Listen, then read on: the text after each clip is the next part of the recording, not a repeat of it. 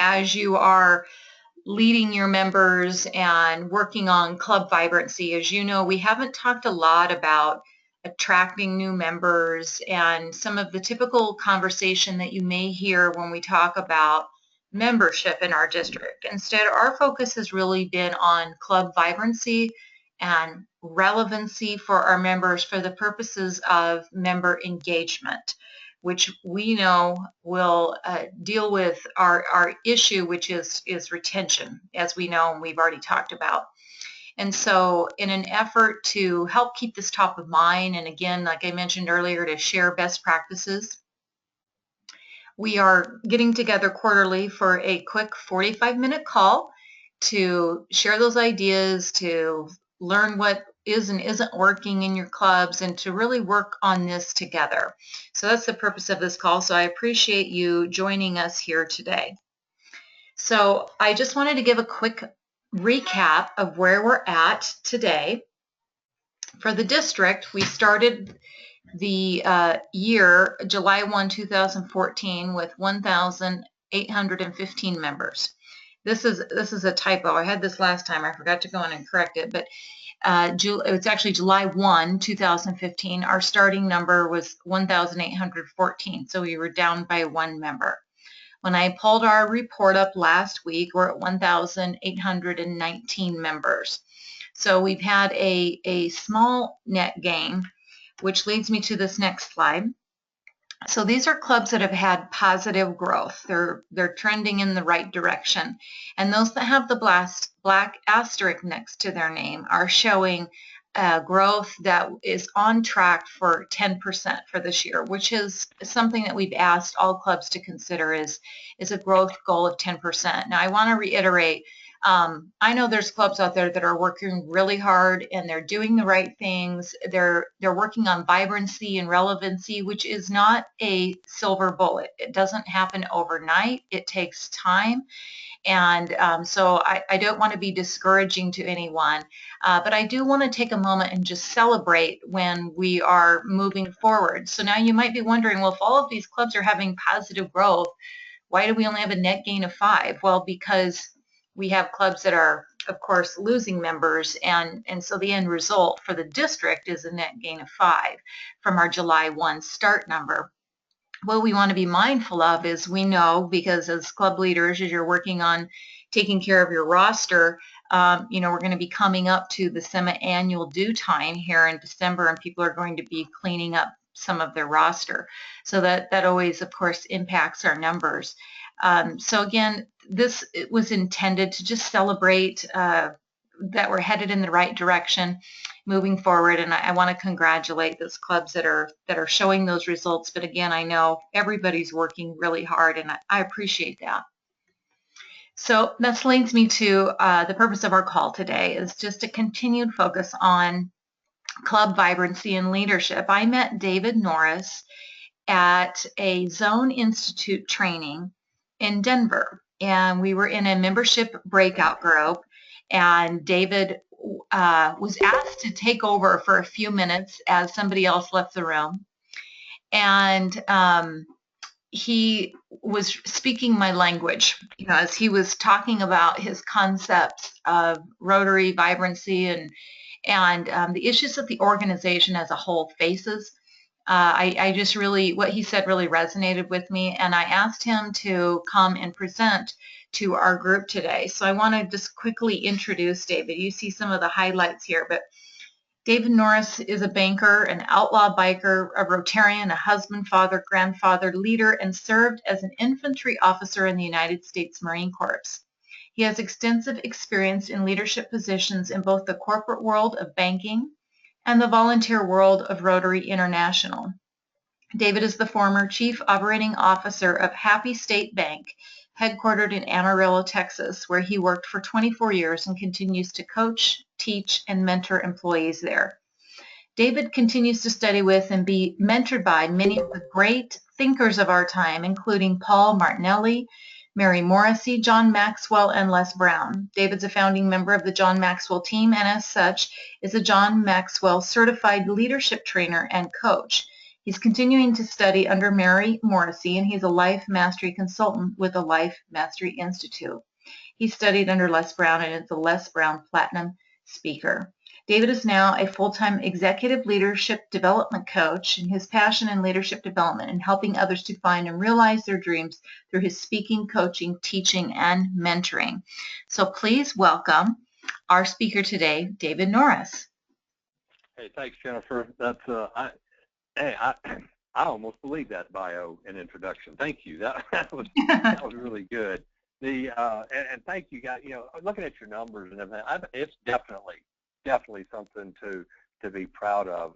When Dick Jones and I, along with our director Greg Pod, were putting a lot of what we're working on together, and you know, going back 15 years, and I think we could have gone back further and found negative trend, negative membership for 15 years. I think we just stopped because it got depressing. But we went to work on this thing, and to reverse in our paired zones, to reverse a 15-year negative trend is nothing to sneeze at. It is cause for celebration, and we still have work to do, and we know that. And everybody's digging in and rolling their sleeves up and get it going. So thank you for the opportunity, Jennifer. This is what I do. I have a lot of fun doing this stuff. And give me my first slide there. And Jennifer's going to have to roll the slides for me. Okay, I've advanced that, David. Do you see that on your end? Yeah. Give me the next one. Okay. There we go. Yeah. And it's my contention that Rotary doesn't have a membership problem. Yeah, and I said this.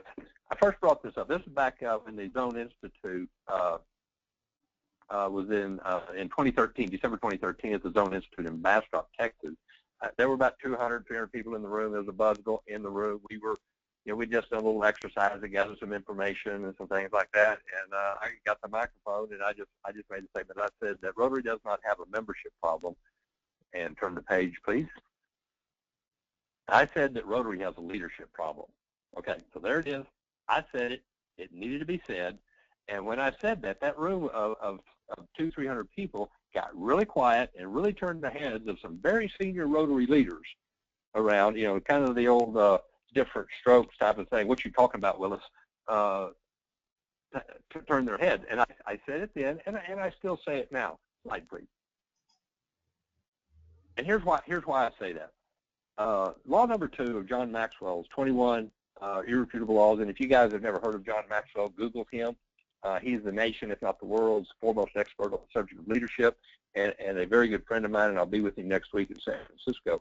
But law number 2 of John Maxwell's 21 irrefutable laws of leadership says that leadership is influence, nothing more, nothing less, and everything rises and falls on leadership, and that's including the membership growth and the membership retention in Rotary clubs. Slide, please.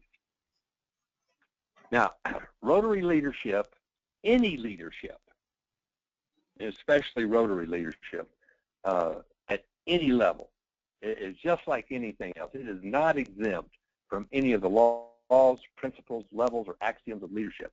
Everything rises and falls on leadership. Next slide, please. Now, Rotary has been for me, and can be for anyone else, the best leadership training ground ever. I believe that my personal belief is that I believe that being a Rotary Club president is the best job in Rotary. And back in 2000, or late '99, actually, I was elected president of my Rotary Club in Canyon, Texas. That's about 15 miles south of Amarillo.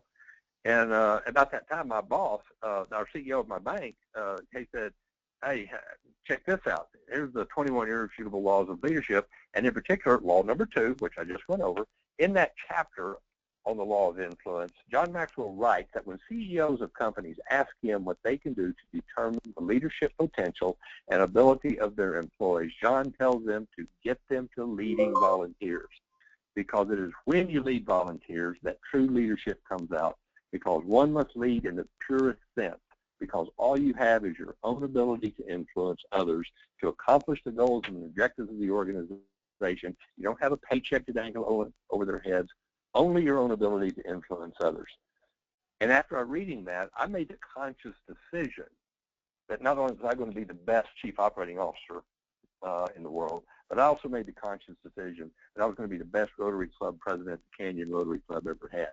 And I'll shorten the story up a little bit, but I attended Lone Star Pets, which is a big pets down here. It's 9 districts coming to pets. And I came out of there, my eyes were open to the power of Rotary and what we can do. And I came out of there and I grew my Rotary Club a net of 6 members and garnered 13 new Paul Harris Fellows, one of which was me. So at this point, guys, I had been in Rotary 15, 16 years and had not given a dime to the Rotary Foundation. And then I was fixed that real quick. That's a whole nother story. And then later that year, I was chosen District 5730 Club President of the Year. Now, I tell you that not to brag, but to impart to you what can happen when one raises one's level of awareness as to their own leadership ability. Leadership is a choice, not a title. And the same holds true for Rotary membership chairs or assistant governor, a district governor, a club president-elect, or even a Rotarian in a club. When you raise your level of awareness as to your own leadership ability, things start happening. Slide, please. Now, in making that conscious decision, I've learned that leadership, including Rotary leadership, takes 2 things for success. The first is intentional growth. Now, this is the study of leadership through books, seminars, discussion groups, masterminds, with the whole intention and purpose of learning what the true essence of leadership is, which is expanding one's awareness of what leadership is and what one's individual leadership lid is. And the second thing is leadership experience. Now, experience has been called the best teacher, and I'm going to tell you that's not true. Evaluated experience is the best teacher. Both of these 2 things are different, and both are very necessary. Slide, please. Law number 3 of the 21 irrefutable laws is called the law of process. Law number 3 states that leadership develops daily, not in a day. This is a combination of the 2 very different, very necessary things I just mentioned, but one does not just read a book or go to a leadership seminar or get on a phone call like we're doing right now, but we are coming together to mastermind and think some things. You don't just do this and poof, you're a leader. It takes daily study, it takes daily experience, and evaluating that daily experience. Leadership develops daily, not in a day. Slides, please. Now, like I said earlier, Rotary can be the best leadership training ground ever for those that choose it. Now, understanding buy-in is critical, especially in Rotary, for those of us that are working with Rotary clubs, working as an assistant governor, working as a Rotary coordinator, working at the district level, working as a club president-elect, club committee chair, club membership chair, club foundation chair, club public image chair, or people support and everybody that's supporting that. Understanding buy-in is critical. Now, law number 14 of those 21 irrefutable laws states that people buy into the leader, then the vision. So whether one is elected a club president or appointed or asked to be a club membership chair or assistant governor, people must buy into the leader first, regardless of how they get to the position. While it is said that where there is no vision, the people perish, without a leader that people will follow, the greatest vision in the world goes nowhere. Now, a corollary of this is that people don't buy into worthy causes. People don't buy into Rotary. They buy into worthy leaders that support worthy causes like Rotary. So people buy into you in everything that you do. And if you're working up for Rotary and pushing forward the goals and objectives of this, it's people are buying into you. They're not buying into Rotary. So I hope you can see that how being a leader, that people buy into the support of worthy causes of leaders, and that's influence. For the longest time, Rotary has done this, I believe, the entirely different way.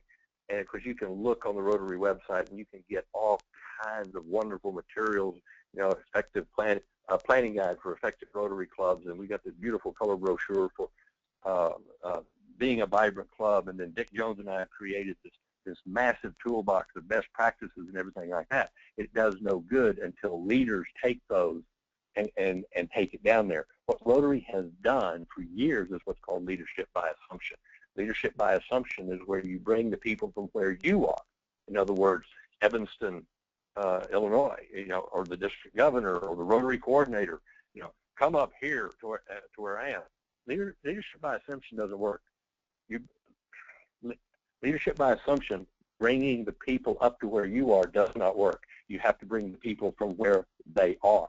In other words, go down and roll your sleeves up and get your hands dirty. Slide, please. Now, here's actually how that works. Being a leader, especially a Rotary leader, requires connecting with others to get the job done. Now, this is law number 10, the law of connection. Leaders touch a heart before they ask for a hand. Now, let me back up a little, and I'm going to bring in another concept because I talked about principles, laws, and axioms and levels. I'm going to bring in 5 levels of leadership here. The first level of leadership is position. This is title. This is rank. Jennifer said I was an officer in the United States Marine Corps. Yes, I was a first lieutenant. I was a captain. Big deal. But you get a promotion at a job. You're a vice president, or you're elected a Rotary Club president. We'll just use that as an example. Congratulations. You do it. That is great. You're now the president of your Rotary Club. But level 1 position leadership means people follow you because they have to. Now, and we all know that in the volunteer world, nobody has to follow anybody. However, we do have positions with leaders that sometimes believe their title is their leadership and hence their power. So it's perfectly okay to enjoy one's election to a Rotary position. However, level 1 position leadership is not where one wants to stay for any length of time. The holy grail of leadership is level 2, permission. This is where people follow you because they want to. Remember the law of buy-in? People buy into the leader, then the vision. Permission level is the relationship level, and this is the Rotary membership retention level. This is where, because of the relationships, this is why people stay in Rotary or leave Rotary. Everyone communicates, few connect. And connecting is the ability to identify with people and relate to them in a way that increases your influence with them. The ability to communicate and connect with others is the major determining factor in reaching your potential as a leader. So to be successful, you must work with others, and to do that at your absolute best, you must learn to connect. Slide, please. Now, along with law of connection are 2 other leadership axioms. People do not care how much you know or what your title is until they know how much you care about them. And people will not remember what you did, what you failed at, or what you succeeded at. However, they will remember how you make them feel. And can you see how this relates to membership retention in our Rotary clubs? So whether you're a club president or a Rotarian in that club, you're a leader when it comes to this. It is in your job description, written or unwritten, to build positive relationships with all members of a Rotary club, both new members and old members. This is where the best practices of membership retention come in. It is not just giving a new member a job or an assignment, which, by the way, must be done. It is also making people feel good about where they are and who they are with and what they are doing. People will not remember what you did. However, they will remember how you made them feel. In the best practice, what is a Rotary Club's onboarding process to get them in? We're having net positive numbers right now, and it's a well-known fact that 50% of Rotarians leave Rotary within 3 years of joining a Rotary Club.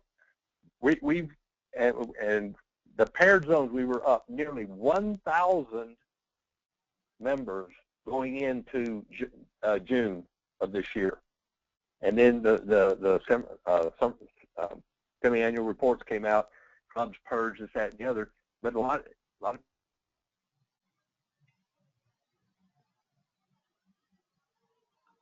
David? people were already doing a red badge program or something. But how you bring people into a Rotary Club and how you engage them is critical for getting those people to stay. Next slide, please. Being a Rotary leader requires a couple of other things, and that's priority and sacrifice. These are two types of, there are two types of Rotary leaders at any level that we're going to talk about. But I'm going to use club president as an example. What kind of Rotary club president are you? Are you moving the Rotarians in your club forward, accomplishing the goals and objectives set forth in your vision, or are you just running the weekly meeting? Now, right there is a reason a Rotary club dies. You just eat meat. It's a proven fact that in the Rotary world, that when a Rotary club takes on a service project and engages as many Rotarians in the club as possible and get them involved, that club becomes vibrant, grows, and what's even more amazing is that money just seems to appear. This is the law of priority, where a leader knows and understands that activity is not necessarily accomplishment. Now, what we hear all the time is, well, I just don't have time. That I will take anybody on with that argument right there, because time is the great equalizer for everybody. We all have the same 86,400 seconds in a day. It is a matter of priority. And so a lot of times, do you ever have those days where it just kind of all runs together, you have a bunch of activity and nothing is accomplished? Leaders take leadership seriously and take action to move himself or herself and the organization he or she leads forward. You can apply that to club president in any position, including membership chair. It does take some sacrifice, because a leader must give up to go up, and sacrifice. Now, let me define sacrifice. Sacrifice is the exchange of something of great value for something of even greater value. And while not really sacrificing something of great value, can you not imagine giving up NCIS marathon to do something that makes a difference, doing something that makes a difference with people who make a difference at a time that makes a difference? It is for me. So that's why several years ago the television was turned off, and now I have a lot of time to do not just my Rotary things, but other things that I want to do. Slide, please. And as we pull all of this together, I want to touch on the next three levels of leadership. This one is production. Now, we had position, and now production, and permission, and we're building relationships, and we're improving our retention, we're improving our onboarding, we're cognizant of how our actions make other people feel. This is where leadership, in the production level, this is where the leadership thing really starts growing. Level 3 leadership is productive. And people follow you because of what you have done for your club or organization. People coming in, people are staying. Contributions to the Rotary Foundation are increasing. The Rotary Club public image is improving. This is law number 5, the law of addition. Leaders add value by serving others. And I love what John Maxwell said about adding value to people. He calls it his rule of 5. He says, every day I will add value to people. I will think about adding value to people. I will look for ways to add value to people. And every day I will do things to add value to people. And every day I will encourage others to add value to people. When this is going on, now you got a momentum going, and momentum is a leader's best friend. And you now have results, positive results. Leadership is pretty easy now. The challenge is keeping it going. Slide, please. Keeping it going requires that we develop others. People development requires that leaders value people, believe in people, and unconditionally love people regardless of how they are. At level 4, when we're working to develop people, level 4 leader sees people as they could be, not as they are. And right there from the side, people development sets you apart from other leaders. People development assures that growth can be sustained, and in growth, and I'm pulling this out of context here a little bit, but it is not just your own personal growth. It is the growth of your Rotary Club. It is the growth of your business as you develop the people around you and grow them, growing yourself. Now you're growing them. This is how you assure that growth can be sustained. People development empowers other people to fulfill their leadership responsibilities, and now law number 20, the law of explosive growth, kicks in to add growth lead leaders. To multiply your growth, excuse me, I said that totally wrong. To add growth, lead followers. To multiply that growth, lead leaders. Slide, please. And then I'm going to hit real quick on level 5 leadership. Pinnacle. This is where your accomplishment is developing other leaders to come up to level 4, a leader's lasting legacy. But this is just where succession comes into play. The pinnacle level of leadership is truly something to strive for, because we're developing leaders that can develop other leaders, and we're now assuring our success long after we're gone from this earth. A leader's lasting value, succession. And if you're familiar with Stephen Covey's 7 Habits of Highly Effective People, this is habit number 2. Begin with the end in mind. You can take this from where people, what do you want people to say at your funeral, or a project? Where do you want to be a year from now? Where do you want to be 2 years from now? And you clarify that vision and you come from it, but begin with the end in mind. Slide, please. Here's the bottom line. No matter what we do in Rotary, it is our own personal dedication to our own growth as a leader, regardless of position, that without the dedication and commitment to personal growth, our Rotary will not grow. We as leaders have got to get good so we can help other people get good. If we don't get good, nobody gets good. Hang on a minute here, Jennifer. I think I've figured out some of the problem here. Okay. If we don't get good, others don't get good. If we don't get good, nobody gets good. And if we don't reach our potential, nobody reaches their potential. Slide, please. One simple axiom is true for anything, including Rotary, and that is to grow your business, you have to grow your people. And to grow your people, you have to grow yourself. To grow your Rotary Club, you have to grow your Rotarians. To grow your Rotarians, grow yourself. Set the example. People do what people see, and until we find our why, we will never find our way. My why, or my mission in life, is to be the absolute best version of myself so I can help make this world the absolute best version of itself. I joined Rotary because I was told to, but I stayed in Rotary because Rotary allows me the opportunity to be the best version of myself. Leadership opportunities are everywhere in Rotary, and while being a club president, as they say, the best job in Rotary, it is not the only leadership job in Rotary. Just being in Rotary and serving others, adding value to others, connecting with others, getting through to others, helping others grow in their leadership. There's a vast difference here between management and leadership. In management, you get people to do things. In leadership, you help a person become someone. And so it's just my pleasure to be with you guys this evening, to speak with you, with all you wonderful Rotary leaders today. Give me the next slide, Jennifer. I'm going to end this now. So just thank y'all for listening in. It is my prayer that I added a little bit of value here to each of you folks on the call. You certainly added value to my day for doing that. Jennifer, thank you for setting this up, and I hope to see you and everyone on this call and a bunch of others in a couple of weeks in Dallas at the Hyatt DFW, which is where we have our big Lone Star Fest. We're going to take a little bit of it there.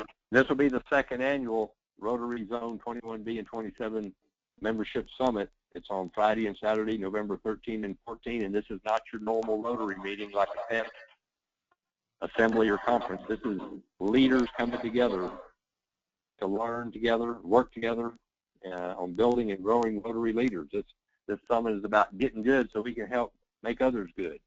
And what you see on your screen there is the book that I'm a co-author of. I have a short chapter in there. Jennifer can provide you a PDF copy, and it's got a lot of Rotary and Happy State Bank in my 3,000 words.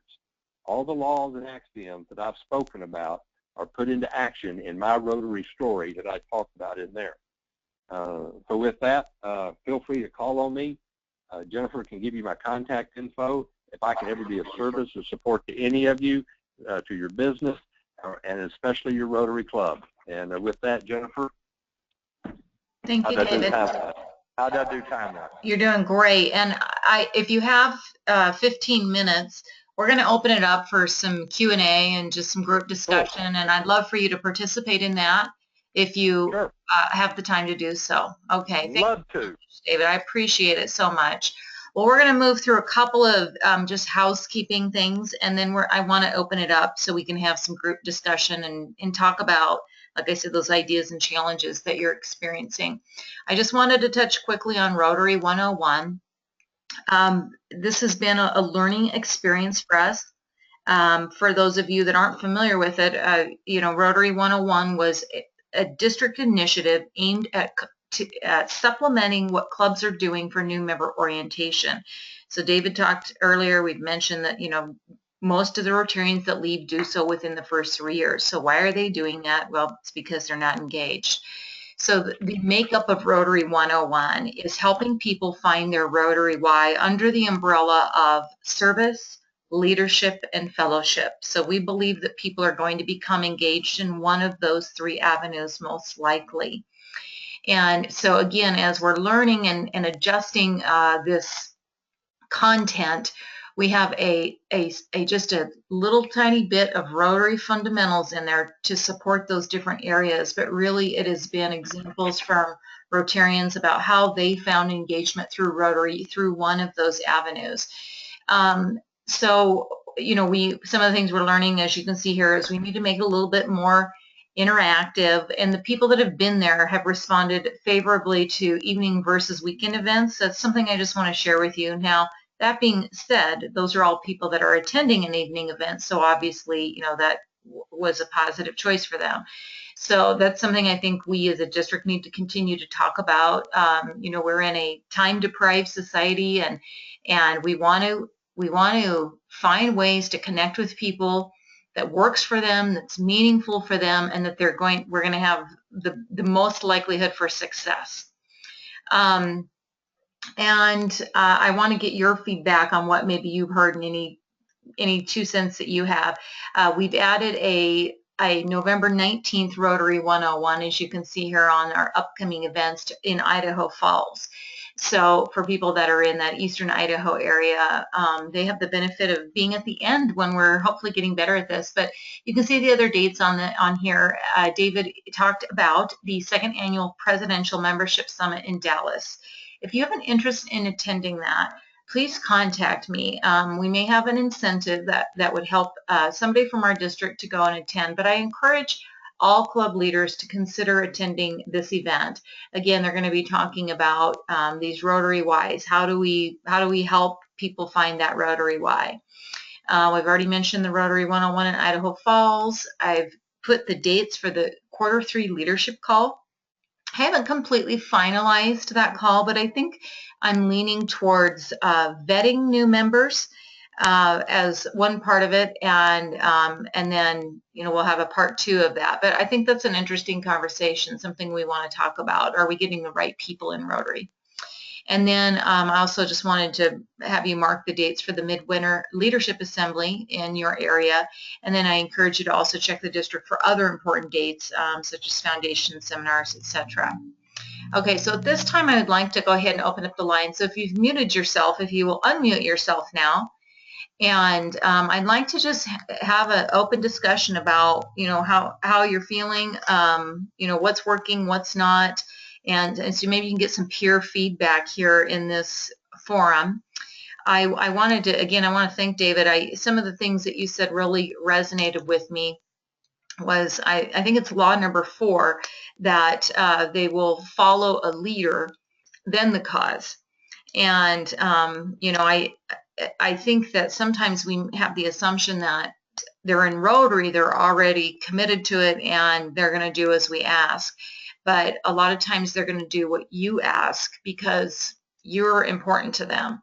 And I've used the example of, my own club president, Marie, who's on the call here today, in my Rotary 101, and it's a fellowship example for me.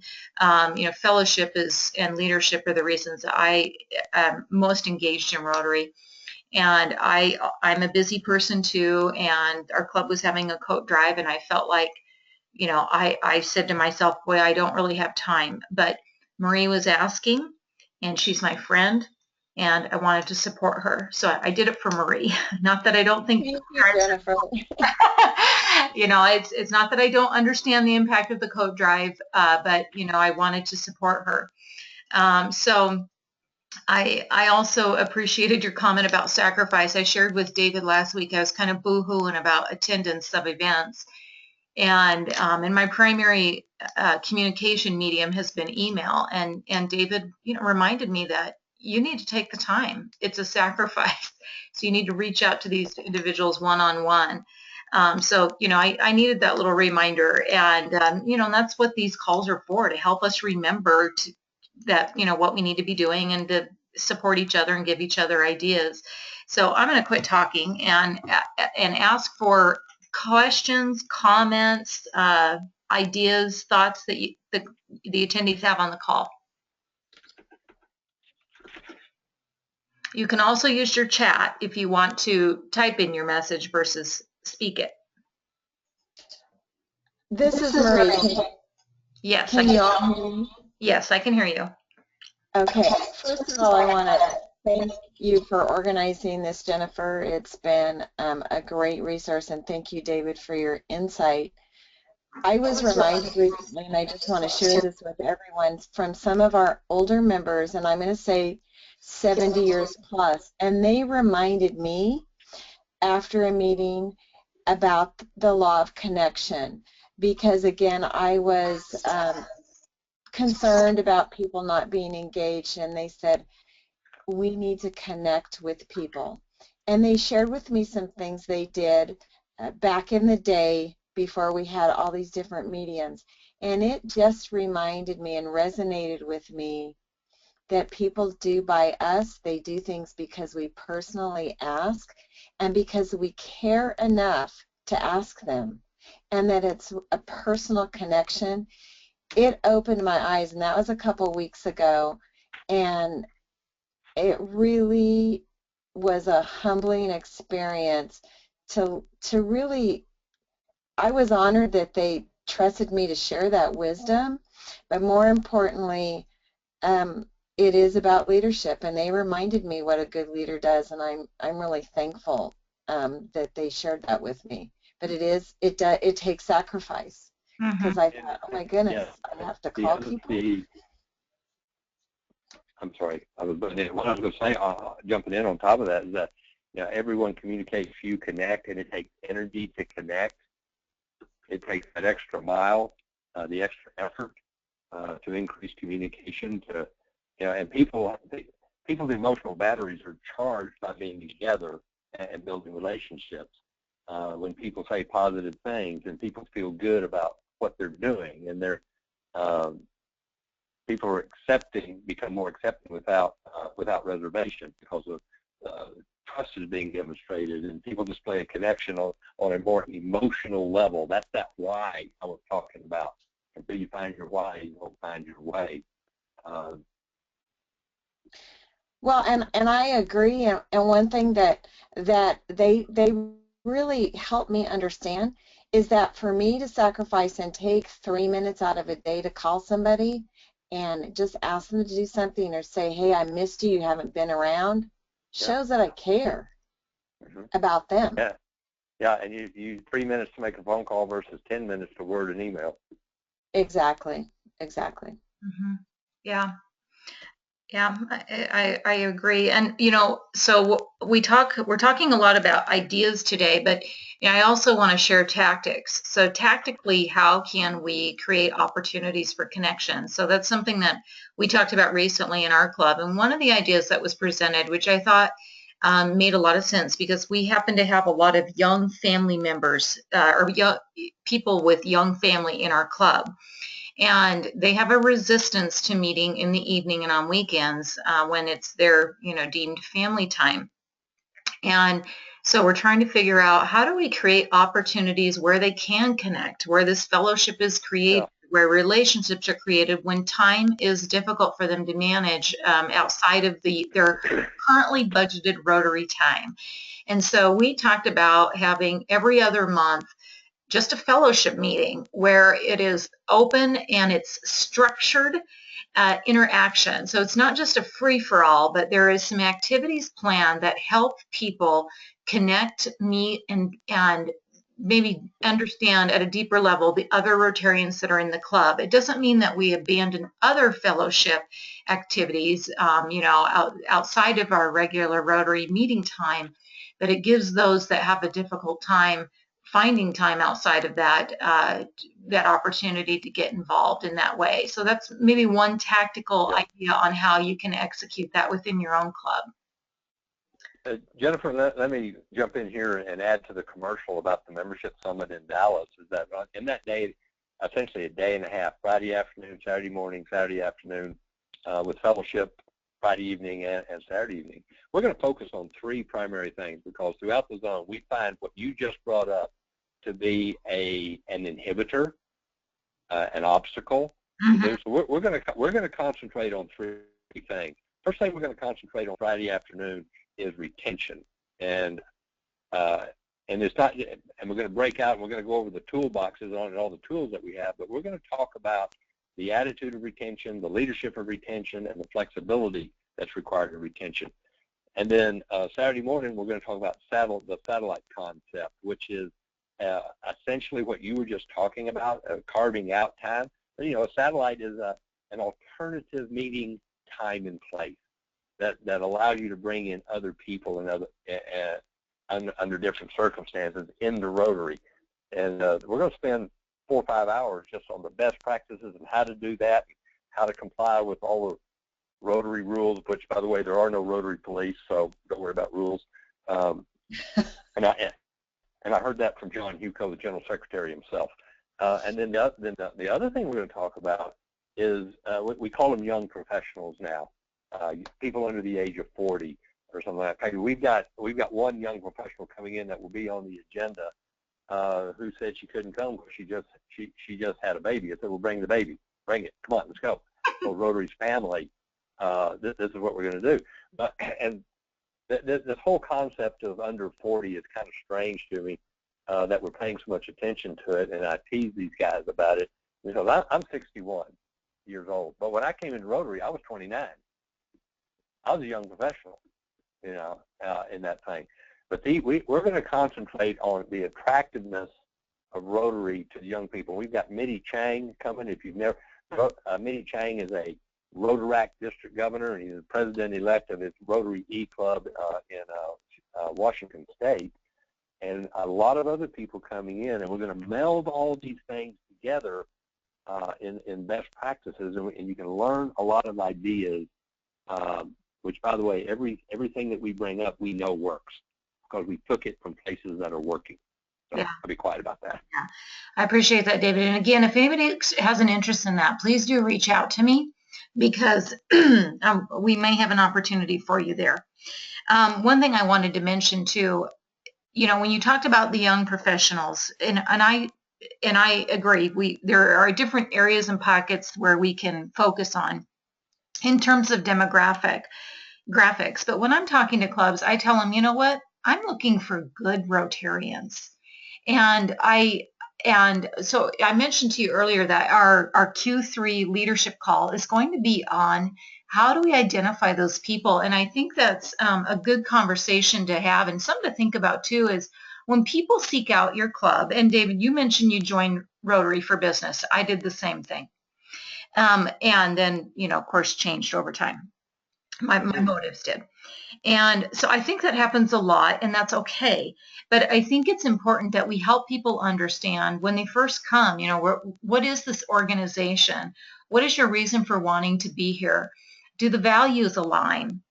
And so I think that's something we haven't talked about a lot in terms of this, club vibrancy and club relevancy is when they come knocking on our door, do we have a value alignment conversation?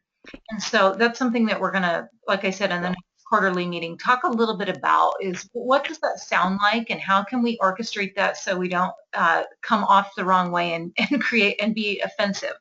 But, that's food for thought. So it is, let's see here, it is 6:15, actually, just turned 6:16. So I'm going to have to bring this meeting to an end. But again, I really want to thank David for taking the time to prepare this material and join us today. I know it takes a lot of time.